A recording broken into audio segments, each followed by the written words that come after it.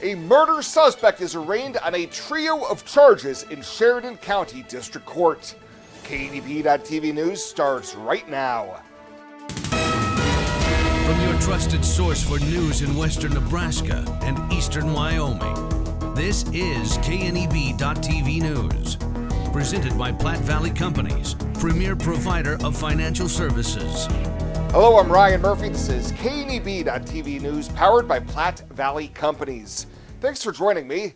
In our top story, the Alliance woman accused of murdering her live-in partner was in Sheridan County District Court yesterday to be arraigned on a trio of felony charges. 26-year-old Tamara Bingham is charged with first-degree murder, use of a firearm to commit a felony, and improper disposal of human remains. She's accused of shooting 32-year-old Abram Cifuentes in late August in Sheridan County, along with co-defendant Matthew Landreth of Alliance. Cifuentes' body was then disposed in a rural Box Butte County field and discovered in mid-September. If convicted on the murder charge, Bingham would be sentenced to life in prison.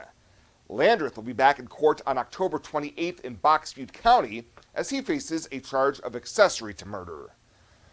Well, the October Mitchell City Council meeting got heated just before adjournment as some city residents voiced their displeasure with embattled Mayor Paul Murrell. In a shared video with KNEB News, city leaders told the residents public comment isn't required at every council meeting, despite a recent state audit accusing Murrell for using city equipment for personal gain and trying to mislead auditors. One woman in attendance said the Good Old Boys Club needs to end and called for the resignations of Murrell, Sean Hopkins, Doug French, and Gary Martin. I second what she says. So if you're going to continue this, I'll have you escorted out of here. Oh, it's a public place. It doesn't matter. If you're going to disrupt the meeting, I have the right to have you removed. You already adjourned the meeting. We're not adjourned yet. So would you like to stay for the adjournment? So how is me speaking my mind? It's the way you going about it. Oh. What you just said about everybody up here. It's an embarrassment. Every month we come here and there's a new scandal. This one involves you. You should not be sitting in that spot. You know what?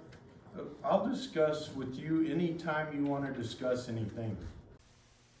Auditors also flagged more than $47,000 in questionable payments to Murrell's business, The Handyman, citing vague invoices to the Mitchell Care Center and a lack of city council approval on some payments. Murrell said during the meeting that he has no plans of resigning, and his only comment was to look at what was said in the full audit. You can see the full video clip on our website at kneb.com. Staying in Mitchell, as the former administrator of the Mitchell Care Center, accused of embezzling tens of thousands of dollars from the facility, has been arraigned and is scheduled to stand trial in early 2026. 38-year-old Stephanie Hahn was arrested back in September following a months-long investigation after an audit was conducted on the Mitchell Care Center's finances after nearly $60,000 was unaccounted for. Court records show that from January 2022 until May of this year, Hahn made dozens of withdrawals from the care center's accounts, followed by cash deposits into her personal account. Hahn is charged with a Class 2A felony charge of theft by unlawful taking more than $5,000 and is being represented by Scottsbluff attorney Marn Chalupka. Last week in district court, Hahn waived her right to a speedy trial, which is currently set for the February jury term. We'll have more news right after this. The journey of a dream becoming reality. When we're young, a dream develops into a passion.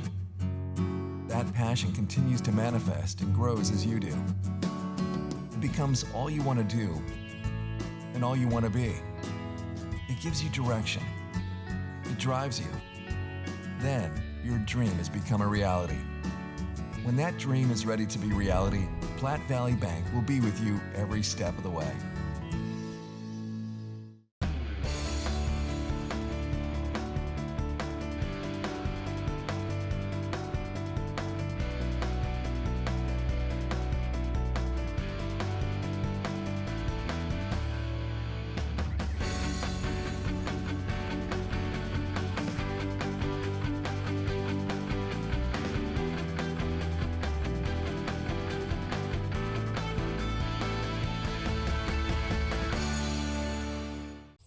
This isn't just a beautiful hospital. It's the home to exceptional patient care. This is where specialty clinics meet your needs. This is where a friendly smile, a warm hand, and an empathetic ear exist to care for you. This is us. Box Butte General Hospital. Great things are happening here.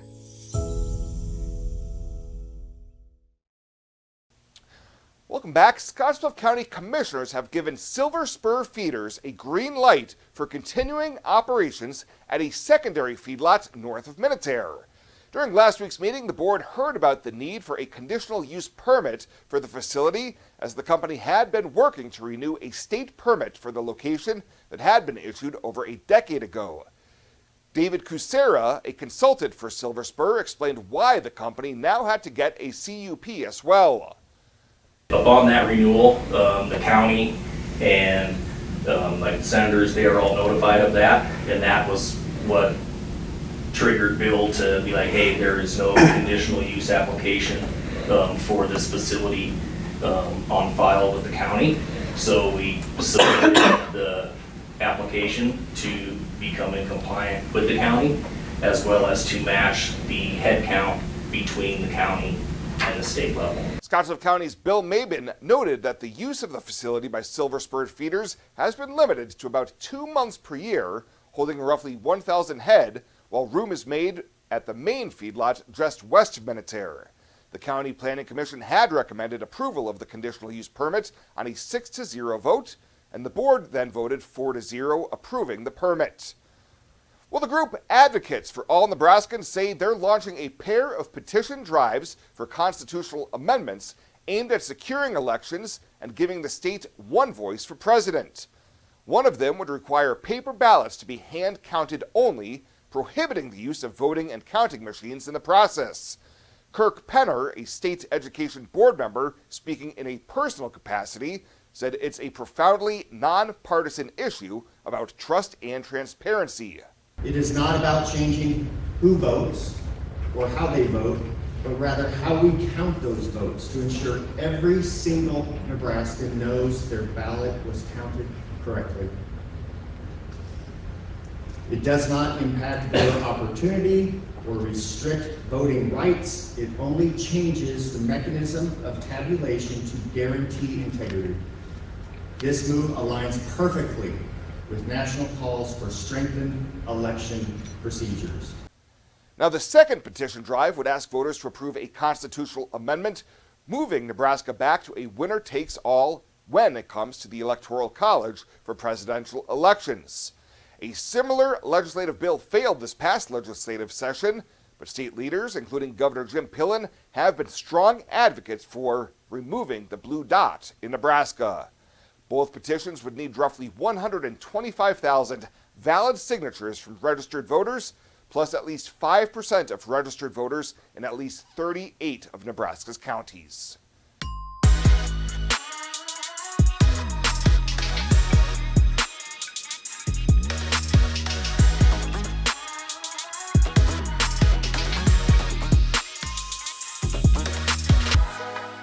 Pet waste and water don't mix. Animal waste decomposes in water, releasing nutrients, which deplete the oxygen fish and other life need to survive and encourage harmful algae growth. Animal waste also has disease-carrying bacteria, making contaminated water unusable. It's easy to prevent pet waste pollution. Simply pick up your pet's waste and dispose of it in a trash can, and avoid letting your pets defecate within 200 feet of our community's waterways. Tri-City Stormwater reminds you it's our water, our responsibility.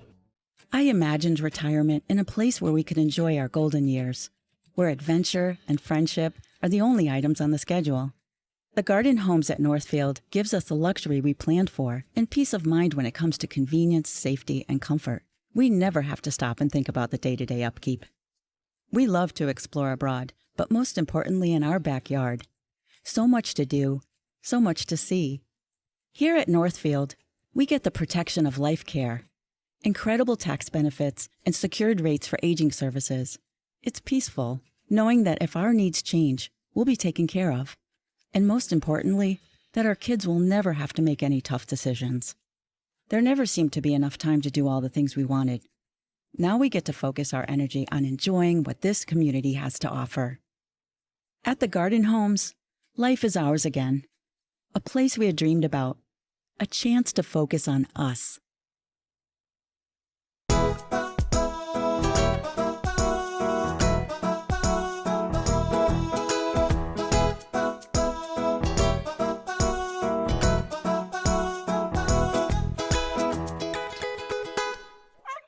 For this week's featured Pet of the Week, we meet Smudge, a 2-year-old male domestic shorthair that's been at the Panhandle Humane Society for about a month now.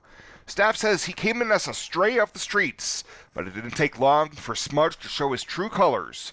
Within a day, the tough alley cat act melted away, and out came a big, purring love bug. Turns out, Smudge isn't a fighter, he's a lover.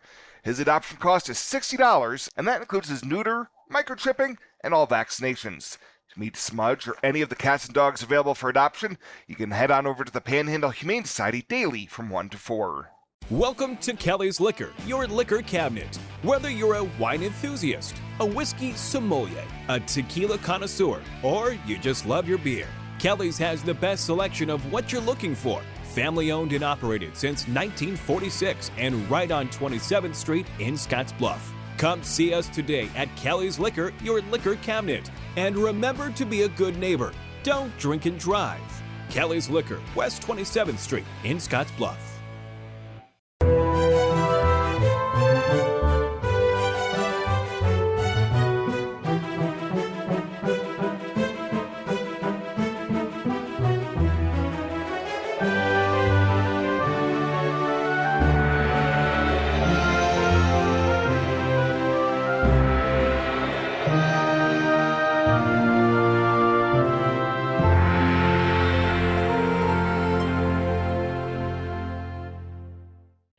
Look at your midweek community calendar, brought to you by Riverstone Bank.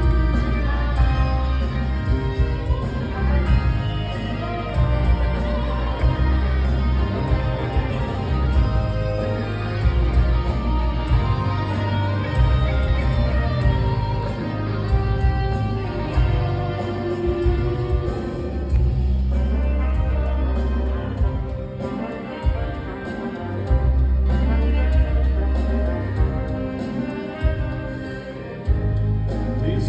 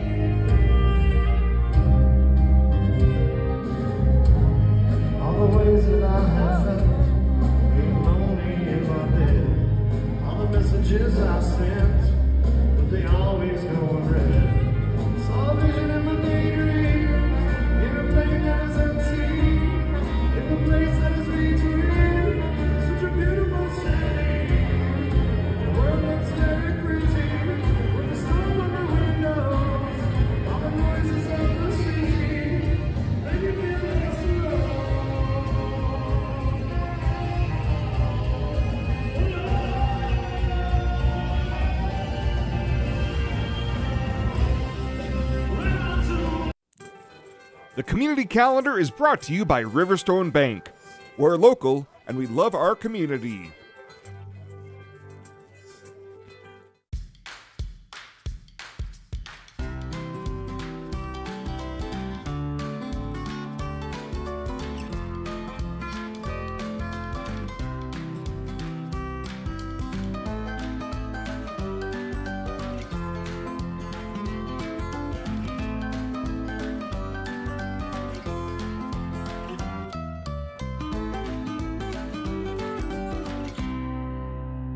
At Platte Valley Bank, we want to help you take advantage of every adventure.